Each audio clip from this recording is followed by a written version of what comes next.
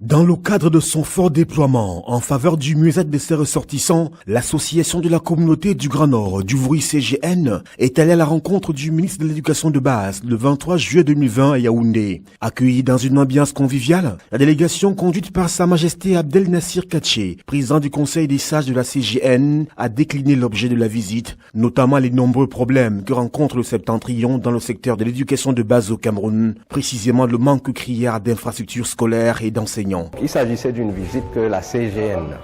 devait rendre au ministre de l'Éducation de base relativement aux problèmes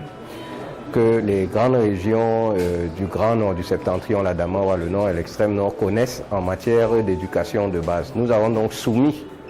à son Excellence le ministre un ensemble de problèmes que nos populations vivent au quotidien.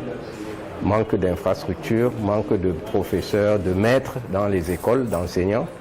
Et aussi un problème de distance dans les villages pour pouvoir parvenir à ces écoles-là. Des préoccupations qui se situent à 4 niveaux et bien explicitées par le docteur Amadou Alim, partant des villages dépourvus d'écoles aux enseignants ressortissants du Grand Nord, formés mais pas recrutés à la fonction publique, en passant par des écoles sans enseignants et des maîtres en quantité largement insuffisante pour ceux qui ont la chance d'en avoir. Très heureux de la visite de travail et surtout du sujet qui porte sur le développement, le professeur Laurent Serge Etundingoa va d'entrée de jeu saluer et encourager la CGN et son superviseur général Dr Mohamedou Bayrou Fadil pour cette initiative, avant d'indiquer accorder une attention particulière au retard historique et structurel que connaît le septentrion au niveau de l'éducation de base. Le patron de ce département ministériel au Cameroun va dans sa démonstration évoquer des cas concrets témoignant sans l'ombre d'un doute, sa maîtrise et surtout son engagement à doter le Grand Nord d'infrastructures et d'enseignants en nombre suffisant. C'est le cas des 514 enseignants ressortissants du septentrion recrutés dans la vague des 1000, enrôlés bien avant la vague des 3000 récents.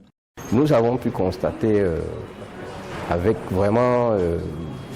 beaucoup de satisfaction que Monsieur le ministre connaît d'abord très bien le Grand Nord. Il nous a cité des noms de villages que nous ne pouvions soupçonner qu'il pouvait connaître.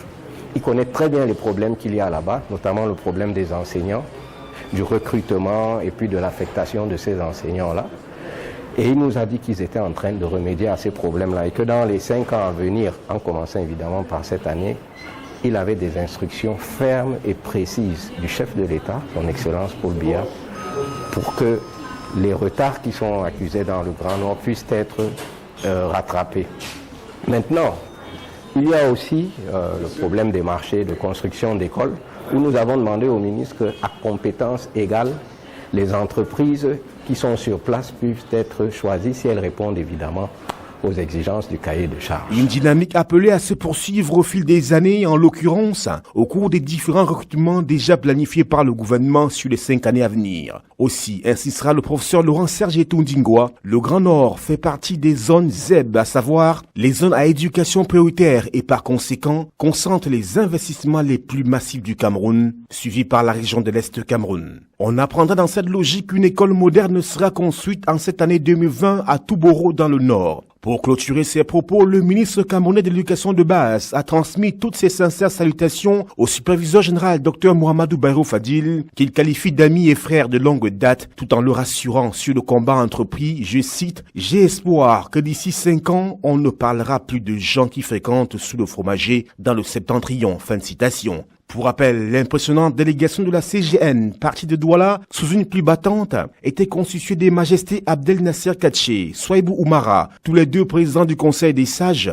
le pasteur révérend Dr Simon Djaoué et l'imam de la mosquée centrale numéro 3, mosquée Fadil, Dr Abdul Karim, respectivement président du comité éthique chrétien et musulman, le secrétaire général adjoint Amadou Oumara, Bello Gariam, commissaire au compte, Dr Amadou Alim, Yaouba Sali, le secrétaire général du comité directeur des étudiants de la CGN et autres.